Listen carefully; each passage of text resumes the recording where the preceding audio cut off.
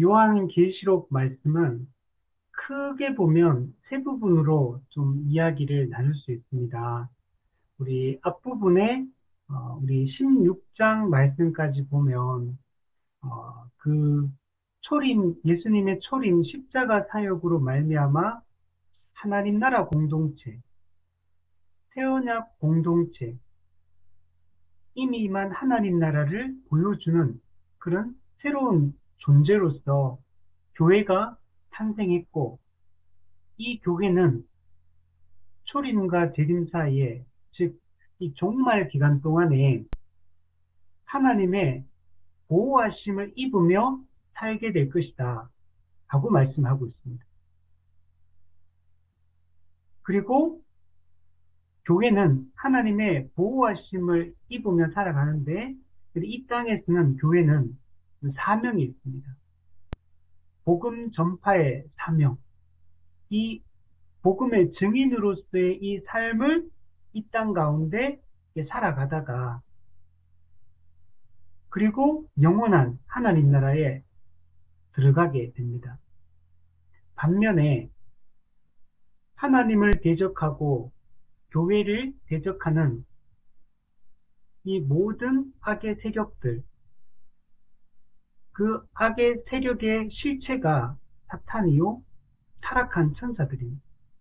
그리고 그 타락한 천사가, 사탄이 인간을 미혹해서 하나님을 대적하도록, 그래서 교회를 핍박하도록 이렇게 하는데, 근데 이 악한 세력에 대해서 하나님께서 이 세상에서부터 심판하신다 라는 이야기가 그 앞부분에 담겨 있습니다.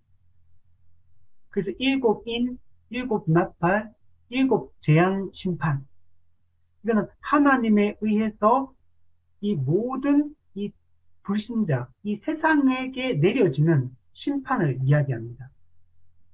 이게 요한계시록에서 아주 길게 등장합니다. 본론부 전체를 이 악에 대한 하나님의 심판에 대한 이야기, 세상에 대한 하나님의 심판 이야기, 그러나 이 종말 기간 동안에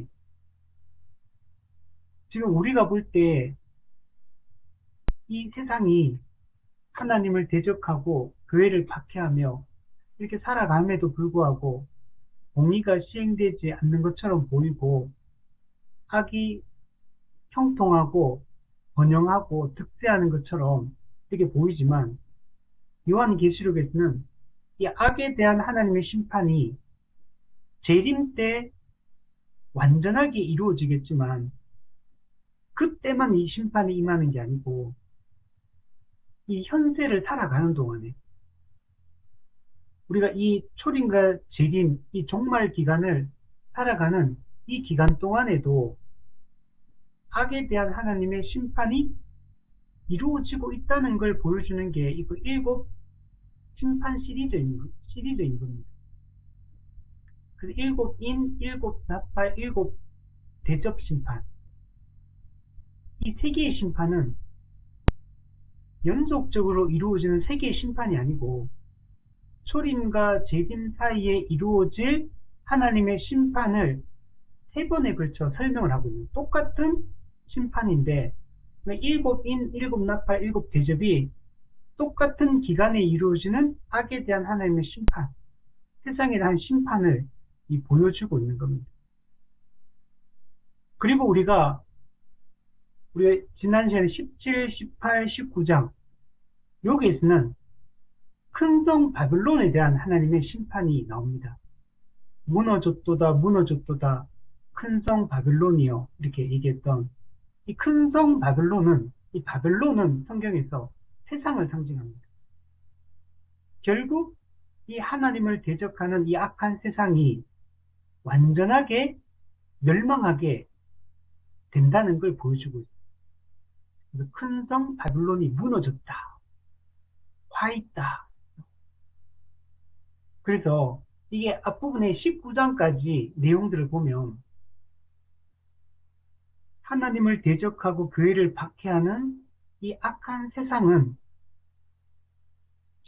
이 불신자들은 이 땅에서부터 하나님의 심판을 받으며 이 땅을 살게 되고 결국에는 최후 심판을 통해서 완전하게 멸망해서 불과 유황이 타는 못, 결국 지옥, 게헨나, 이 게헨나에 영원히 떨어져서 밤새도록 새새도록 밤낮 괴로움을 받게 될 거다. 이게 우리가 앞부분에 봤던 내용이에요. 그리고 우리 계시록 20장에서 이 사탄에 대한 이 심판을 우리가 살펴봤습니다. 최종적으로 이 사탄이 불과 유황못에 던져진다는 걸 우리가 살펴봤습니다. 악의 세력에 대한 이 하나님의 심판이 초림 십자가 사역으로 결정적으로 이루어지게 됩니다. 그 십자가 사역으로 용, 옛뱀, 곧 사탄, 마귀, 거짓의 아비, 공중권세 잡은 자, 이 세상 임금, 이 세상의 신이라 불리는 이 마귀가 결박, 무력화, 치명타를 입게 됩니다. 그리고 예수 천년이 참에 예수님이 재림하셔서 사탄과 사탄의 모든 그 악의 연합군들을 하늘에서 불을 내려서 완전히 멸망시키는 것을 이게 우리가 살펴보았습니다. 그리고 21장, 오늘 우리 본문 21장, 22장에 보면 이제 하나님의 백성들은 어떻게 되는가? 하나님 나라, 이 세상은 어떻게 되는가? 하나님의 백성의 마지막 종국은 어떻게 되는가? 이걸 보여주는 게 21장, 22장입니다. 완성된 하나님 나라에 대한 이야기를, 그리고 그 하나님 나라의 본질이 무엇인가에 대한 이야기를, 그리고 하나님 나라에서 우리의 상태는 어떠하고, 또 우리가 살아갈 이 환경, 이 세상의 이 상태는 어떠한가, 그리고 그 안에서 살아가는 하나님과 우리의 관계성은 어떻게 되는가, 이걸 보여주는 게 21장, 22장이다 라고 얘기할 수 있습니다. 우리 그리스도인들이 꿈꾸는 마지막 최종 장면이 이 요한계시록 21장, 22장에 담겨 있습니다. 우리는 이 하나님의 나라가 완성되기를 소망하며 우리가 이 땅을 살아가는 것입니다.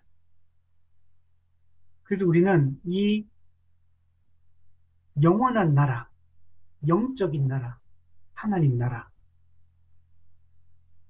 이 나라에 대한 우리가 올바른 이해를 갖는 게 중요하고, 우리가 이 하나님의 나라의 본질이 무엇인가를 알아야지 이 나라를 소망하게 되는 겁니다. 이 나라가 어떤 나라인지 알지 못하면 우리는 이 나라를 소망하며 살 수가 없습니다. 우리는 아는 것을 소망하게 되어 있거든요. 그럼 우리가 이 하나님 나라가 어떤 나라인지를 알지 못하면 우리는 이 땅의 나라, 이 세상 나라를 우리는 여기서 행복해지려고, 여기서 우리가 안전하고 안식을 누리며 살려고 하게 되어 있는, 이 세상의 소망을 품게 됩니다. 하나님 나라를 모르면 우리가 그 나라를 소망하는 게 아니고, 현재 우리가 발을 딛고 살아가는 이 땅의 것에 초점을 맞춰서 살 수밖에 없습니다. 근데 이 영원하신 나라, 영원한 나라, 하나님 나라, 이 나라는 사도 바울은 어떻게, 그 히브리서에는 어떻게 표현했냐면, 흔들리지 않는 나라다. 우리는 흔들리지 않는 나라를 유업으로 받게 된 겁니다. 저는 이 표현이 너무 좋아요. 저는 성경에서 참 이게 제 개인적으로 제가 아주 이 표현이 소망이 되는 게 이게 더 나은 본향 이 표현도 저는 참 마음에 와닿고 흔들리지 않는 나라를 우리가 유업으로 받았다. 이 세상 나라는 다 흔들리는 것들이 영원하지 않습니다. 이 세상 나라 또는 사람의 나라 또는 사탄의 나라라고 불리는 이 나라는 견고하지가 못합니다. 흔들리는 거예요. 이 처음 하늘과 처음 땅은 흔들리는 세상이에요. 그래서 저는 우리 지난번에 우리 경주 지진, 포항 지진 이렇게 세 번에 걸쳐서 그때 났었잖아요. 우리 대한민국에 살면서 그렇게 5.8 뭐 이런 지진을 경험해 본 적이 없었죠. 물론 역사적으로는 그 이전에도 더 큰 규모도 역사적으로 있었다고 얘기하는데 실제로 경험해 보지 않았으니까. 근데 저는 그때 그 세 번 그 지진을 겪을 때 전부 다 성경 공부하고 있을 때 그때 말씀 양육하고 있을 때 세 번 다 그 같은 시간에 저녁에 했으니까 항상 그 시간에 탁 되더라고요. 두 번은 같은 장소, 한 번은 다른 장소에서 했는데 처음에 저는 그때 처음에 그 지진이 일어났을 때 4층에서 성경 공부를 그때 그때 한 7, 8명에게 성경 공부를 4층에서 하고 있었는데 저는 진짜 건물이 무너지는 줄 알았어요. 그게 그 당시에 처음에 왔을 때 그게 우리 보통 지진이 뭐 잠깐만 뭐 길어야 10초, 20초 이렇게 끝나잖아 이게. 근데 그때는 지진이 소리가 나는지 전 처음 알았어요. 지진이 오는 소리가 들리더라고. 그 땅이 그 건물이 흔들리는데 그때 한 7, 8명 그때 이제 같이 저 작은 공간에서 성공 하는데 그 지진이 제가 느끼기엔 한 1분, 2분 이렇게 오래 갔던 것 같아요. 이게 막 건물이 흔들리는데 저는 이게 건물이 이게 진짜 무너지는 줄 알았어요. 진짜. 근데 그 다음 주에 한 주 다음에 그 똑같은 그 성경부 팀이었는데 똑같은 시간에 똑같은 한 주 뒤에 또 한 번 왔거든요. 그러고 나니까 야 지진이 이렇게 무서운 거구나. 또 한 번은 저희 교회에서 그때 지하인데 그 당시에 지하에서 성경 공부할 때 그때 또 한 번 왔거든요. 그때 성경 공부하는데 지진이 오는 소리가 들리더라고요. 그 예전에 그때 어떤 분이 그때 그 롯데마트 큰데 거기 있었는데 저쪽에서부터 지진이 오는데 그 롯데마트 그 큰 공간인데 위에 형광등 이게 그게 달려 있는데 저쪽에서 이 줄로 된 형광등이 이제 저 끝에서부터 쭉 있는데 지진이 오는데 그 형광등이 저쪽 끝에서부터 형광등이 드드드드드드 흔들리면서 이렇게 오는 게 눈에 다 보이더라. 이렇게 소리도 들리지. 그렇더라고. 그래 그때 그 지진 그때 세 번 겪고 나서 야 지진이라는 게 이 땅덩어리 얼마나 무겁고 견고합니까? 우리가 그죠? 이 땅을 집을 우리가 아무리 밀어도 집이 안 무너지는데 이 큰 땅덩어리를 움직이는 그 힘이 도대체 얼마나 거대하길래 이렇게 온 이 땅 전체를 그게 포항 경주에서 일어났는데 이 대구까지 땅을 흔들어 버리니까 이게 도대체 이 힘이 도대체 얼마나 거대한가. 근데 그걸 세 번 그때 저는 겪고 저는 되게 좀 다른 분은 잘 못 느꼈다 하는 분도 있던데 저는 그걸 어떻게 못 느꼈는지 모르겠지만 저는 되게 그 세 번 다 저는 심각하게 이게 저는 와닿았거든요. 그래서 그때부터 트라우마 같은 게 생겨가지고 뭐 하면 땅이 흔들리는 같이 느껴지는 거 자꾸. 그래가지고 그거 하고 나서 그때 한 좀 시간이 지나고 영화관에 갔는데 영화관에 가면 그거 소리가 빵빵하게 들리니까 막 진동이 느껴지잖아요. 영화관 소리 크게 하면. 그게 꼭 지진 온 것처럼 느껴지는. 그 높은 곳에 못 올라가겠더라고. 무서워가지고. 한동안 실제로는 지진이 안 일어나는데도 지진이 일어난 것처럼 느껴지더라고. 트라우마가 생긴 거예요. 이 세상의 것들은 야 이게 땅덩어리도 흔들어 버리는데 이 세상에 뭐가 영원하냐. 건강이 영원하냐? 그죠? 이미 저도 아픈 것들이 많이 생기고, 늙고, 아프고, 관계는 그럼 영원하냐? 사람의 관계도 한순간에 친구였다가 원수가 될 수도 있는 게 사람의 관계고, 그 돈이 그러면은 우리에게 영원하냐? 돈도 그렇잖아요, 그죠? 있다가 금방 없어져요. 없다가도 있고, 있다가도 없고, 그 돈이 그리고 또 조금 내가 좀 안전자산을 좀 모았다 하더라도, 그 분명히 예전보다 훨씬 내가 저축을 하고 이렇게 어느 정도 대비를 했다 하더라도, 그걸 없을 때나 있을 때나 크게 이 세상 속을 살아갈 때 이 두려움이나 불안함이나 이런 게 큰 차이가 없다는 거예요. 조금 더 있다고 해서 내 마음이 안정되고 하는 게 아니라는 거예요. 내 지식이, 명예가, 그 어떤 것도 영원한 것은 이 땅에 없는, 다 흔들리는 것들이에요. 근데 우리는 흔들리지 않는 영원한 나라를 우리는 유업으로 이미 물려받아서 천국 시민권을 우리 이미 획득한 하나님을 아버지라 부를 수 있는 권리를 이미 얻은 하나님의 양자로 입양된 자녀된 자, 자녀라 불리는 하나님이 우리를 자녀로 인식하고 자녀로 대우해 주시는 이런 관계를 이미 우리는 얻은 겁니다. 그래서 이것이 우리에게 소망이고 우리에게 또 우리의 고대하고 기다리고 있는 바인 겁니다. 그 하드큐 씨, 그 시인, 그 옛날에 가수, 그분이 옛날에 이 곡을 쓰는데 모든 게 이제 제자리로 돌아가는 게 그게 우리에게 영원한 거고 그게 우리의 소망이다. 근데 그 하드큐 씨가 그 곡을 노래를 썼던 게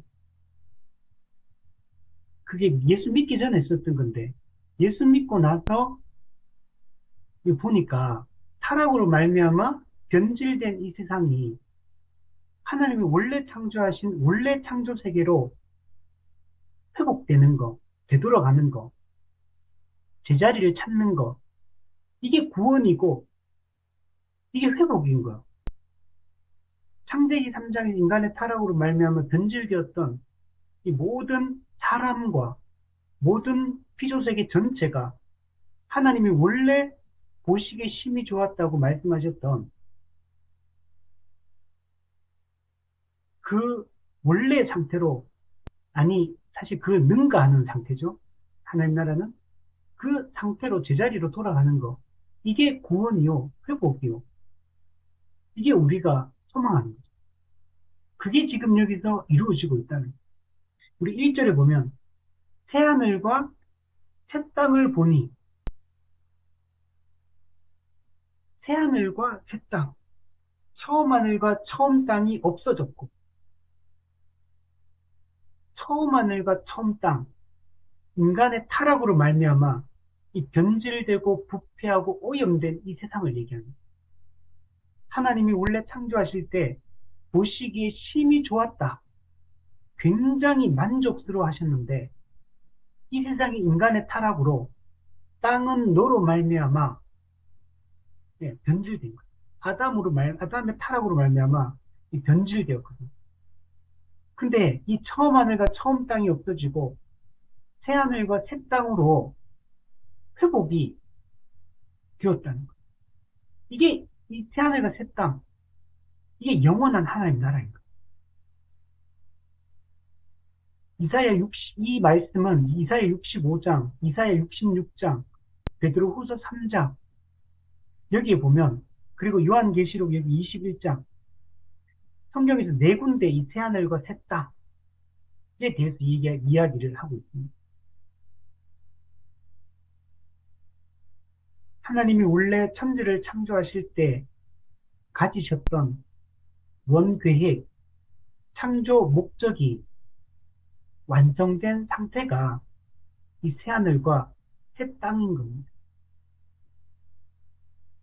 하나님의 통치가 온전히 이루어지는, 완전하게 이루어지는, 하나님의 왕대심이 온전히 인정되어지고 그의 모든 백성이 그의 말씀에, 그의 법에 순종하며 살아가는,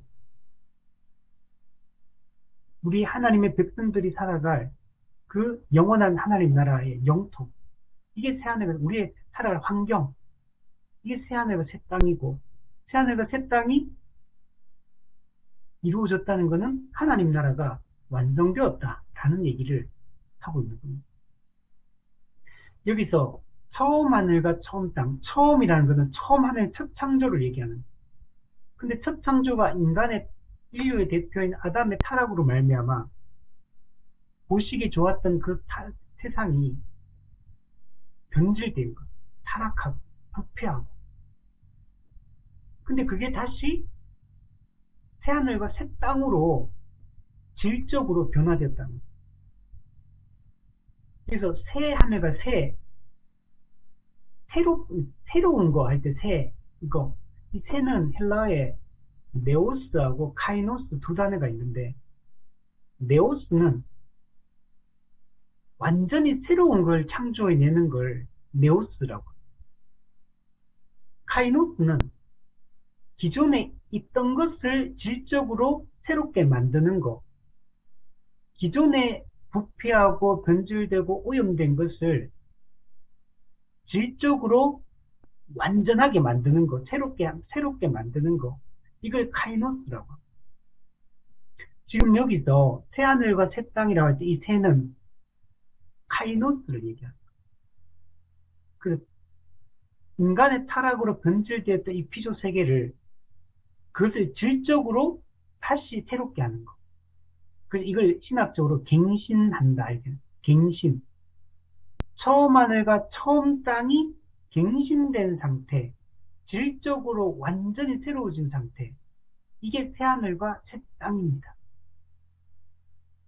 그럼 이 새하늘과 새 땅은 창세기 1장에서 하나님이 처음에 창조하셨던 이 피조 세계, 창세기 3장 인간의 타락으로 변질되었던 이 세계를 얘기합니다. 이 세계의 갱신을 얘기합니다. 그래서 그러면 우리가 꿈꾸는 하나님 나라 천국은 어디냐? 그는 이 첫 창조 세계, 이 피조 세계의 회복된 상태를 얘기하는 거예요. 그래서 천국이 저 멀리 어떤 다른 차원의 어떤 우주에 우리 요즘에 멀티버스 이런 거 얘기하는, 딴 세상 이런 데 가는 게 아니고, 또는 영적인 어떤 세계도 아니고, 4차원의 세계 이런 것도 아니고, 하나님이 창세기 1장에서 보시기 심히 좋았다고 했던 이 세상, 그러나 변질되었던 이 세상을 회복하고 갱신해서 제자리를 잡는 것, 이게 새하늘과 새 땅이라. 이 새하늘과 새 땅에서 하나님의 백성은 그분의 왕되심을 온전히 인정하고 그분의 법에 온전히 순종하는, 하나님의 통치가 완전하게 이루어지는 곳, 이것이 새하늘과 새 땅, 완성된 하나님 여러분 나라입니다.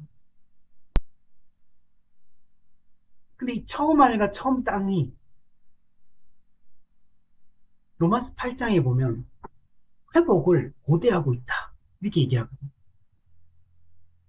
피조물이 고대하는 바는, 여기서 피조물은 창세기 1장에서 창조했던 이 세상을 얘기합니다. 피조물이 고대하는 바는 하나님의 아들들이 나타나는 것이다. 하나님의 자녀들, 아들들, 이건 교회를 얘기합니다. 하나님의 백성, 타락한 인간 중에 하나님이 창세전에 택하셔서, 주권적으로 택하셔서 새 언약 백성, 자기 백성을 만드셨어요. 이게 교회죠. 이 교회가 세워져야지만, 즉 교회가 완성될 때 피조 세계에 완전한 회복이 일어나는 겁니다. 지금은 인간의 타락으로 피조세계 전체가 허무한데 굴복하고 썩어짐의 종로를 타고 있거든요. 근데 이 피조세계 전체가 해방을 고대하고 있는 겁니다. 하나님의 자녀들의 영광의 자유에 이르기를 원하고 있는 겁니다.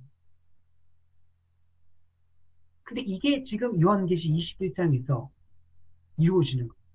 예수님의 재림과 그리고 새하늘과 새 땅의 완성, 하나님 나라의 완성이 이루어지고 있는 겁니다. 물론 지금 우리는 아직까지 이걸 못 보고 있습니다. 우리는 여전히 처음 하늘과 처음 땅에서 현재 살고 있습니다. 이게 예수님 재림 때 이 피조물이 고대하던 완전한 회복, 이걸 성경에 보면 만물의 회복이라고.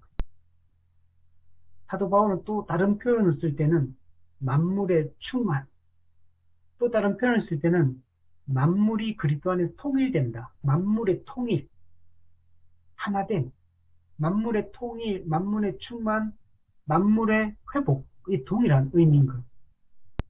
이걸 골로새서에 쓰는 바울이 뭐라고 표현하냐면 이 사람과 피조세계 전체가 하나님과 화목하게 된다. 하나님과 피조세계가 하나님과 화목하게 된 상태, 회복된 상태, 충만해진 상태, 통일된 상태, 이 상태를 고대하고 있고 이게 예수님 재림으로 이루어지게 될 거다라고 얘기를 하고 있는 겁니다. 또한 바다도 다시 있지 않을 것이다. 1절에 보면 바다도 다시 있지 않더라. 여기서 바다는 땅과 대비되는 바다, 우리 저기 포항 앞바다, 우리 인도양, 대서양 이런 물리적인 바다를 여기서 얘기하는 게 아닙니다. 여기서 바다는 구약 성경 이사야 57장에 보면 바다는 항상 뭐와 연관이 되냐면 악과 연관이 되어서 비유가 됩니다. 바다는 항상 악, 이 악의 권세, 이거와 연관지어서 바다가 항상 등장해요. 그리고 요한계시록 13장에 보면 바다는 적그리스도, 첫 번째 짐승, 적그리스도, 이 적그리스도가 거처하다가 나오는 곳이 이 바다라고 얘기합니다.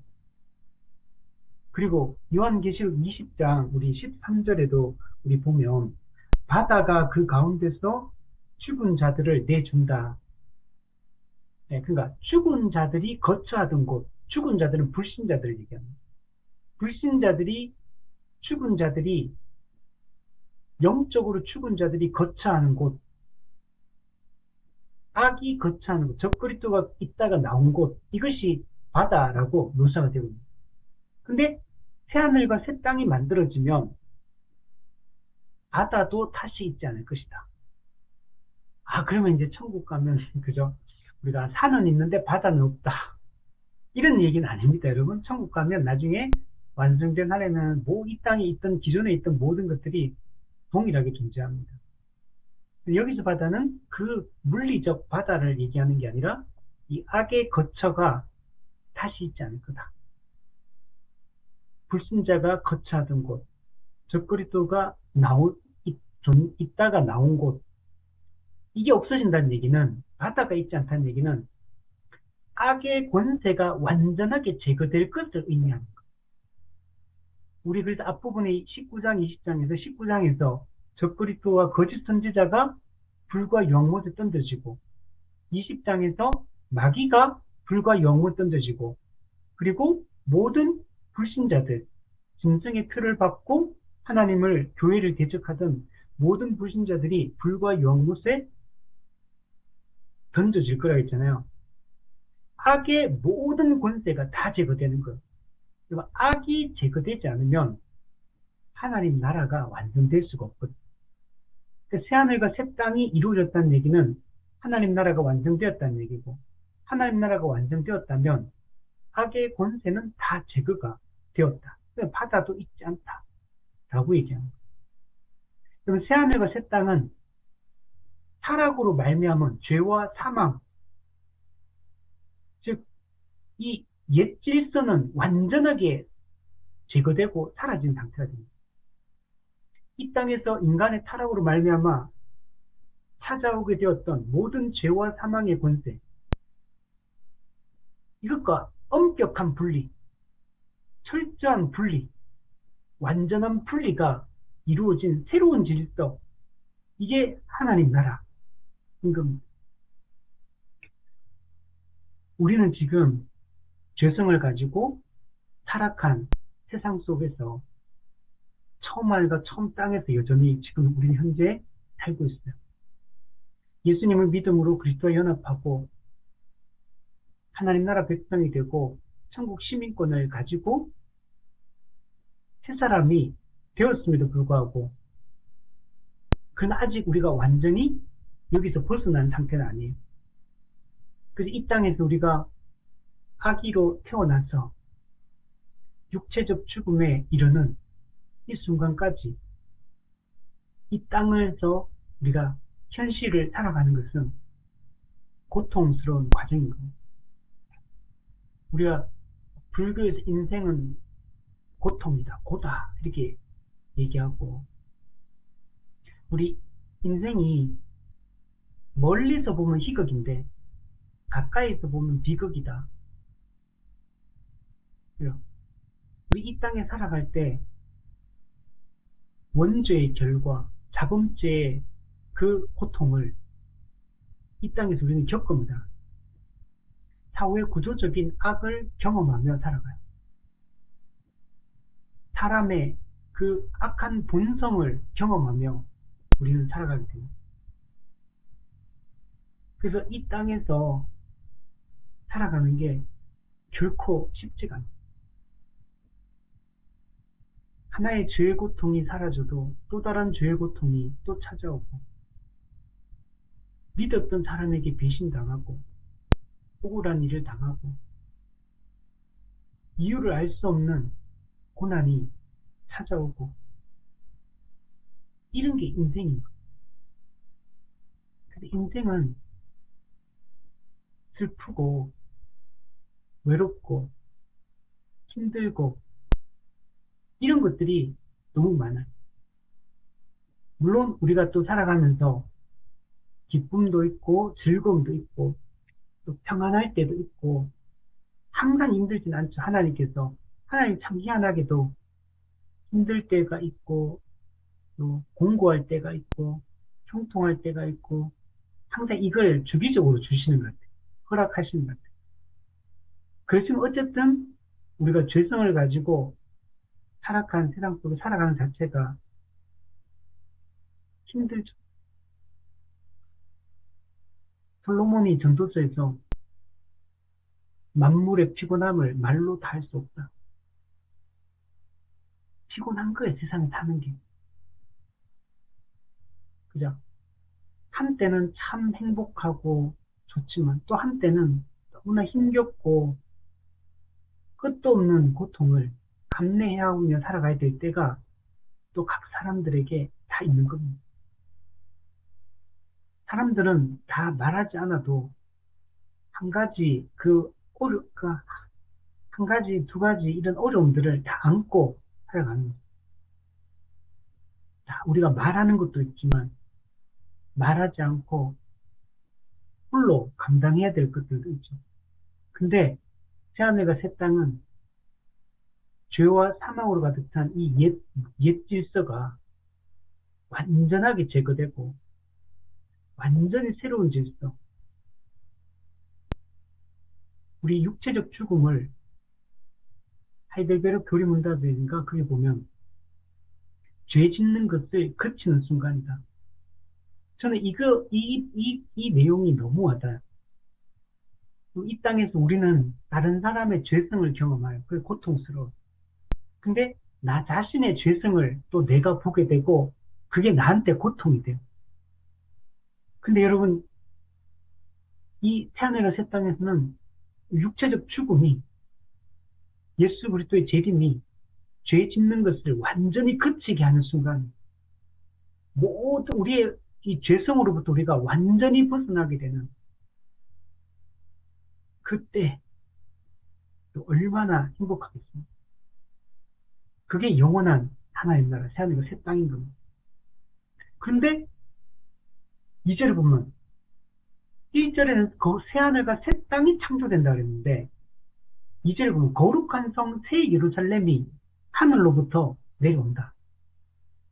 여기서 새 예루살렘, 우리 예루살렘이 이 땅에 있는 지상의 예루살렘 있잖아요.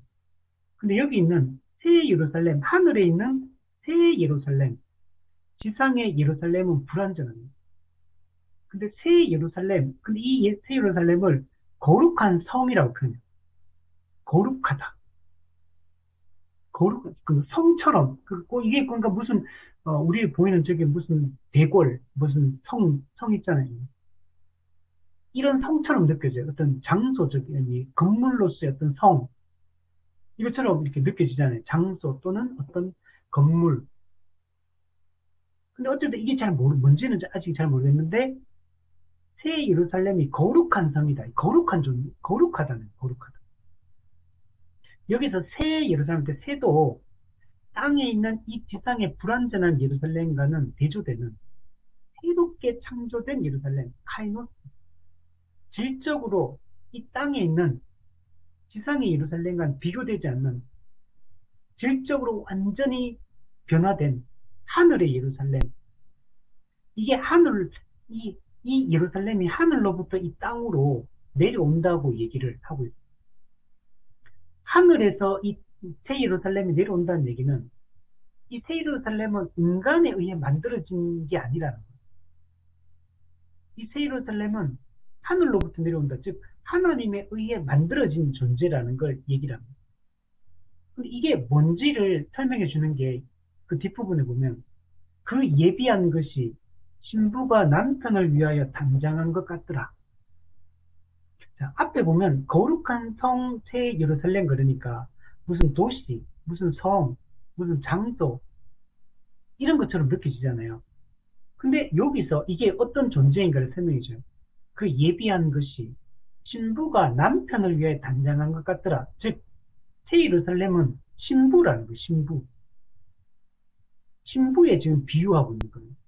자, 그러면 신부가 있다는 얘기는 신랑도 있다는 남편, 신랑. 그러면 성경에서 신랑 신부는 도대체 뭐냐?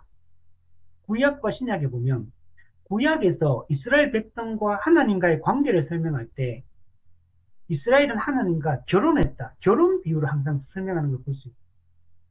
하나님이 신랑, 이스라엘 백성은 신부로 하나님과 자기 백성과의 관계를 설명할 때 신랑 신부로 결혼 비유로 설명하는 걸 볼 수 있고 신약에 넘어오면 예수님을 뭐라면 신랑 대신 예수님, 신부된 교회, 그리스도의 몸된 교회를 신부된 교회, 즉 신랑 신부를 신약에서는 그리스도와 교회와의 관계로 설명을 하고 있는 거예요.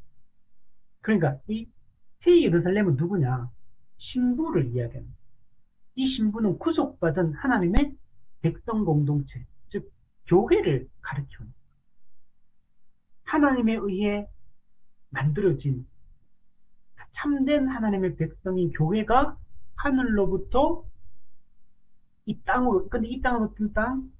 처음 하늘과 처음 땅이 새 하늘과 새 땅으로 갱신된 땅. 이 땅, 하나님의 백성이 하나님의 창조하신 질적으로 완전히 새로운 세상에서 하나님의 통치를 받으며 살게 될 것을 보여주거든요. 여러분, 우리는 누구냐? 우리가 바로 거룩한 성 새 예루살렘입니다. 그리고 우리는 어디서 살아가느냐? 새하늘과 새 땅. 이것이 하나님 나라의 완성된 영토인 겁니다. 하나님이 창조하신 이 완전한 세상, 이곳에 우리는 살게 될 것. 이거는 창세기 1장의 천지 창조를 보면 알 수 있어요. 하나님이 인간을 제일 마지막에 창조하시고 앞에 인간이 살아갈 환경으로서 1일부터 6일 동안 모든 피조세계, 인간이 살아갈 영토, 환경을 다 만듭니다. 그리고 인간은 마지막 날 만들어지자마자 곧바로 7일째 안식일에 들어갑니다. 하나님이 먼저 인간을 만들고 하나님 나라의 그 안식을 누리게 하십니다. 그리고 일하게 하십니다. 노동. 그 노동이 곧 예배인 겁니다. 그리고 그 다스림의 사명을 수행하며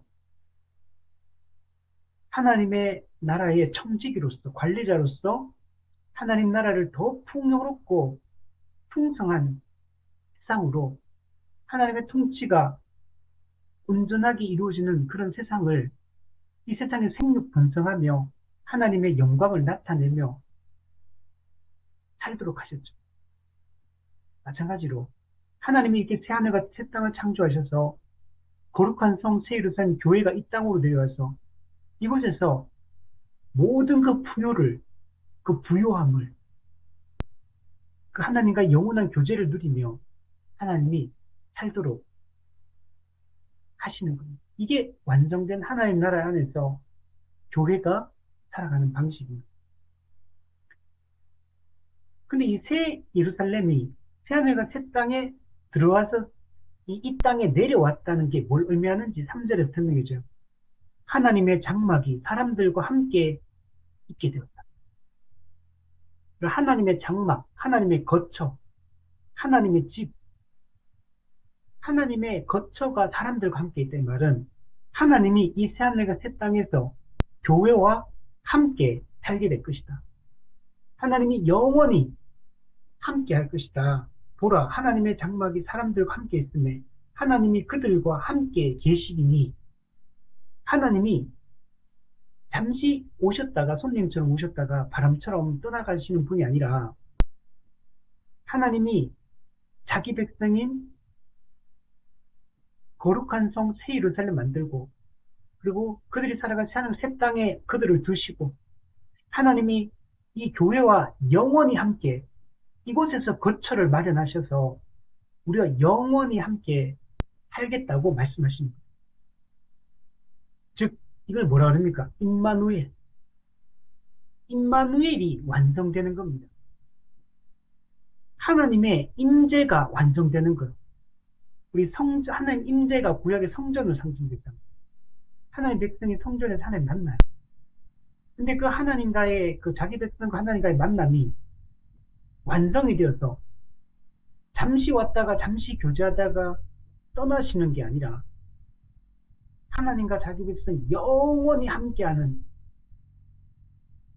우리 유튜브 보면 이렇게 막 그 외국인 그 결혼하는 그 젊은 부부들 보면 비자 때문에 뭐 때문에 이렇게 같이 살다가 어쩔 수 없이 이렇게 자기 다시 갔다가 다시 와야 되고 이런 거 재반복하면서, 그래서 공항에서 이렇게 헤어지는 장면들이 보시면 늘 울고 막 이런 장면 보여줘요. 같이 있고 싶은데, 같이 있으면 행복한데 같이 있을 수 없어서 이렇게 떠나갔다가 다시 와야 되는 인간 사회도 그죠. 우리가 좋은 사람과 함께 해서 얼마나 즐거워요. 헤어지기 싫고 그 온전한 교제를 누릴 수 있다면 얼마나 행복하겠어요. 하나님이 근데 우리와 영원히 함께, 삼위 하나님 우리와 영원히 함께 하시게 될 거예요. 임마누엘이 완성. 사실 이 임마누엘은 언제 시작되냐면 예수님이 이 땅에 성육신 하실 때 하나님이 우리와 함께 계시다. 임마누엘. 임마누엘이 이루어졌다. 예수님의 이 땅에 오심, 성육신, 그 임마누엘 사건이에요. 이거는 이사야 7장에 임마누엘 징조를 이사야에게 말씀했거든요. 그게 성취가 되는 거예요. 초림 사건 때. 근데 지금 오늘 본문에 이거는 임마누엘의 완성.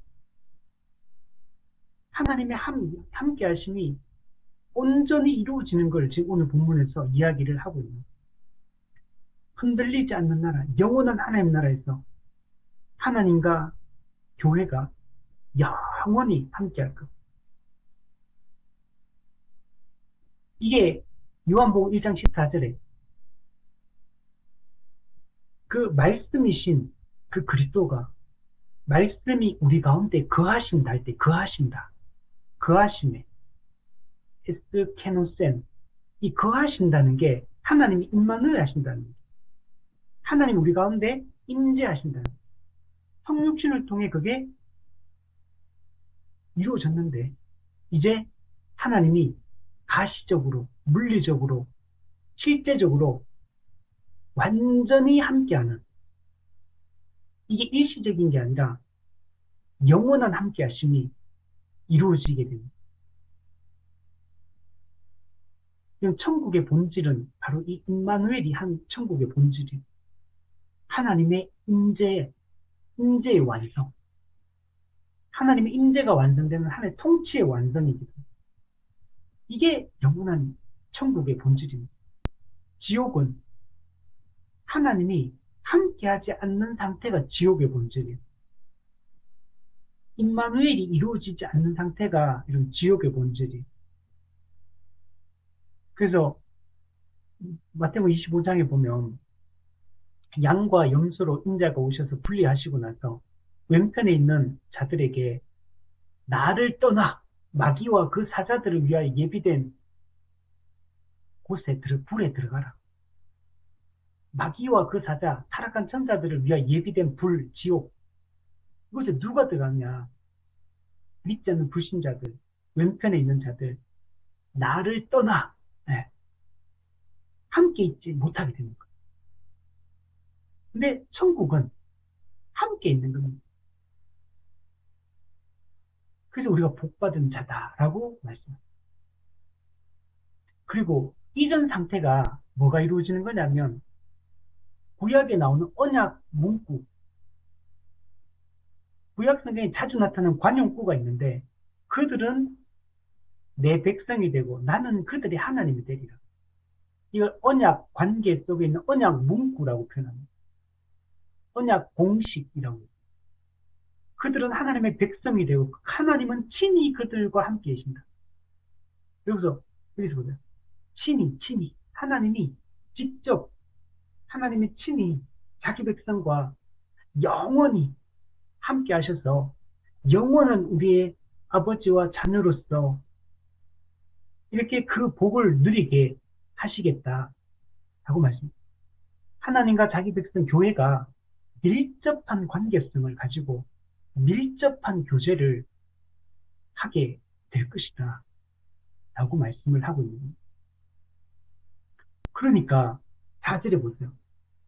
친히 하나님이 그들과 함께 계셔서 모든 눈물을 그 눈에서 닦아주신 모든 눈물은 처음 하늘과 처음 땅에서 죄성을 가지고 살아가고 타락한 이 현실 속에서 마귀의 미혹과 또 자아의 그 육체의 욕망 가운데 살아갈 때 이 땅에서 당하는 죄의 고통으로 인한 눈물, 모든 눈물. 그래서 사람은 애통하는 자는 복이 있다고 생각해요. 이 땅에서 죄 때문에 애통할 수밖에 없어, 우리는. 그래서 죄로 말미암은 고통, 그리고 죄로 말미암아서 우리는 그래서 우는 것밖에 이 땅에서 할 게 없어요. 그래서 은혜를 사모하게 되는 거죠. 그런 자는 복이 있는 거예요. 여러분, 눈물을 그 눈을 닦아줘요, 눈물. 왜 눈물은 물론 이 땅에서 기쁨의 눈물도 있죠. 너무 행복해서 울기도 하죠. 근데 여기서 눈물은 행복해서 성경에서 기쁘고 즐거울 때는 춤을 춘다 이렇게 말해요. 노래한다, 춤춘다 이렇게 표현하거든요. 근데 통곡한다, 곡한다, 뭐 운다 이런 표현들은 죄와 사망의 고통 때문에 눈물을 흘리는 거예요. 얘기를 하고. 근데 이 눈물을 다 씻어주신대요. 어떻게 씻어지냐? 하나님이 친히 함께 하심으로 그 눈물이 다 닦여지는 겁니다. 처음 하늘과 처음 땅에서 경험하던 사망이나 애통하는 것이나 곡하는 것이나 아픈 것이 다시는 있지 않게 될 겁니다.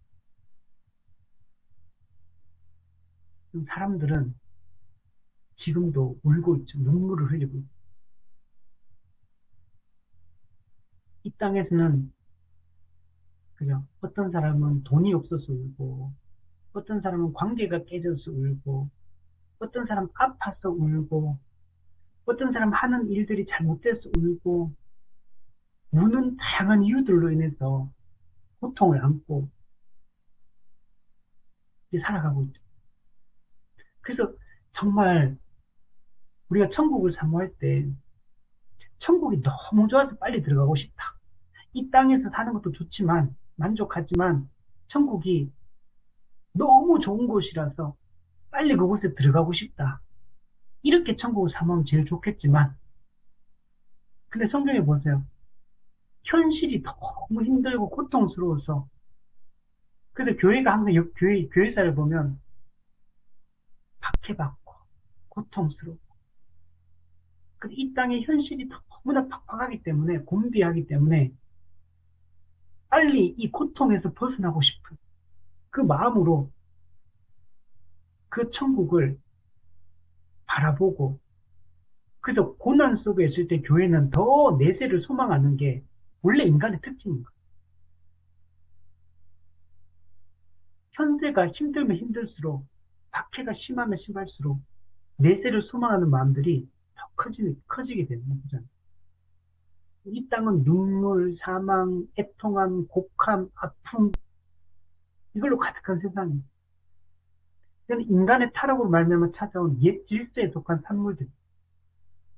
근데 이 완성된 하나님 나라에서는 하나님이 친히 그들과 함께 하셔서 임마누엘이 완성되어서 죄로 말미암아 들어왔던 이 모든 처음 것들이 다 지나갔기 때문에 이제는 우리가 눈물 흘릴 일이 없어요. 우리 천국 가서는 그냥 지금 우리를 그저 다 스트레스 받고 그저 고민하고 이렇게 살잖아요. 이 땅에서는. 그런데 완성된 하나님 나라에서는 이 모든 고통들이 지배되고 편하고 안전하고 기쁨이 넘치고 사람을 만날 때 이 땅에서는 경계해야 되고 말도 함부로 못하고 숨겨야 되고 또 주의해야 되고 이렇게 살아가지만 늘 긴장된 상태에서 이 땅에서 우리는 살아가지만 천국에서는 죄로 말미암은 그 모든 긴장된 상태 이 종말론적 긴장이 다 사라진 상태에서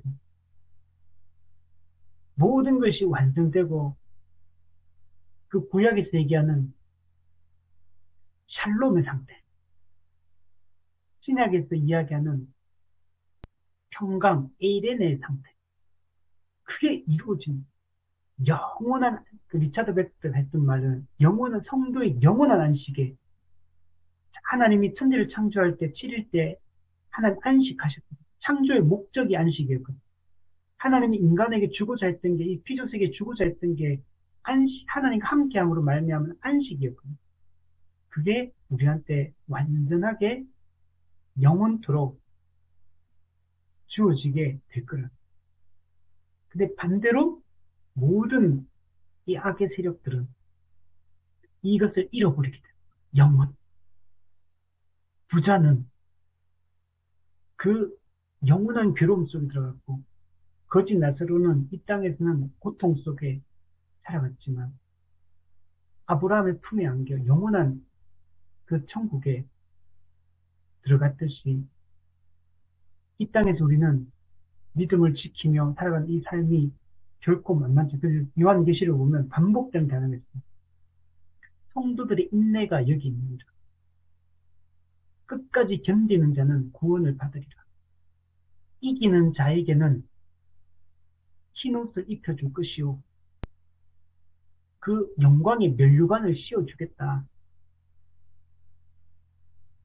우리는 끝까지 인내하며 믿음을 지키며 우리가 이 땅에서 살아갔으면 좋겠고 우리가 그 믿음을 지키는 방식은 말씀의 은혜를 매일 받는 겁니다.